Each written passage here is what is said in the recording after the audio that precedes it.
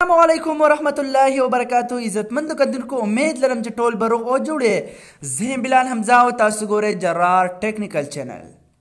کتونکو په دې ویډیو کې به موږ دا زده کړه کوو چې موږ به خپل موبایل د خفیه کیمرې دپاره څنګه استعمالو. مطلب دا چې موږ چاله ویډیو شروع کړو او هغه ته بالکل پته ونه لګي چې دې کس ماله ویډیو شروع کړې ده.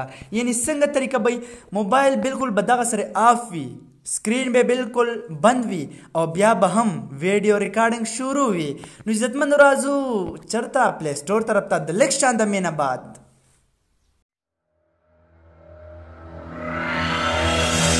تاسو زموږ چینل تر اوسه پورې نوي سبسکرایب کړئ نو په دغه سور نشان باندې کلیک کړئ، زموږ جرار ټیکنیکل چینل سبسکرایب کړئ او ورسره په بل نشان باندې هم کلیک کړئ چې تاسو ته زموږ ویډیو د ټولو نه اول ملو شي. تاسو به لاړ شئ پلی سټور ته. پلی سټور کې بس سرچ کې سرچ کې کینډیډ. چې دا کله تاسو سرچ کې نو تاسو ته به راشي مختلف د کیمرو تصویران، یعنی مختلف اپلیکیشن به تاسو ته راشي، خو تاسو به ډیټا آن کوئ. چې کله تاسو ډیټا آن کوئ نو تاسو ته به مختلف کیمرې د موبایل دپاره اپلیکیشن راشي، خو تاسو به په کوم باندې کلیک کړئ؟ تاسو به په دې باندې کلیک کړئ. آیکن هم تاسو ته مخامخ ښکاري او لیکلی دی کیمرا ود سکرین ټرن آف. دا به تاسو انسټال کړئ. سمپل انسټالیشن باندې تاسو کلیک کړئ او انسټال یې کړئ. نو تاسو ته به نوره طریقه زه اوس وړاندې ښایم چې څه طریقه به کېږي. 28 MB فایل دی او ډاونلوډینګ شروع دی. مینوالو تاسو که دا ویډیو خوښیږي نو زموږ چینل هم سبسکرایب کړئ او په لایک بټن باندې کلیک کړئ. کمنټس وکړئ که څه مسله هم وي. کتونکو دا انسټالیشن شروع دی.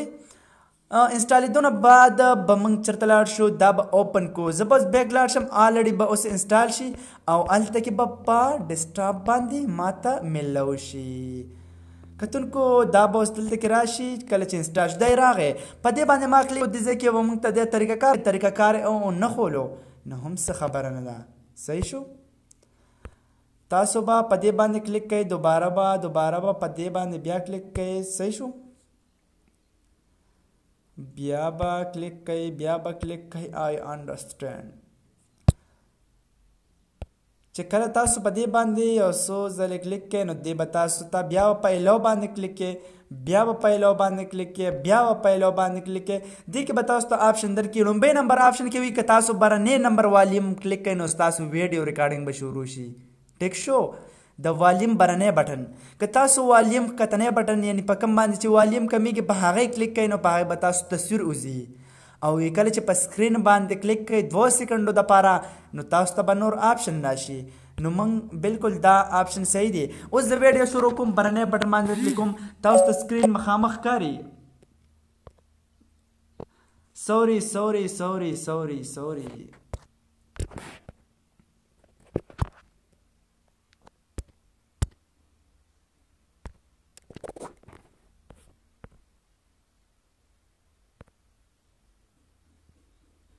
جګرانو کتونکو تاسو ګورئ همدغه شان د ویډیو کېږي.